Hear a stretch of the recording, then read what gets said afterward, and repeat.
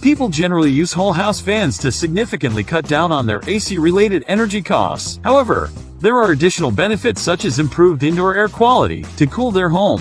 Homeowners run the whole house fan when it's cooler outdoors than indoors, which is usually in the early morning or evening time in order to continually circulate cooler fresh air. As the fan continues to run throughout the nighttime and early morning, more and more heat is pulled out of the mass in the home, such as furniture, walls, flooring, etc. When heat is pulled out of the mass within the home becomes truly cooled down.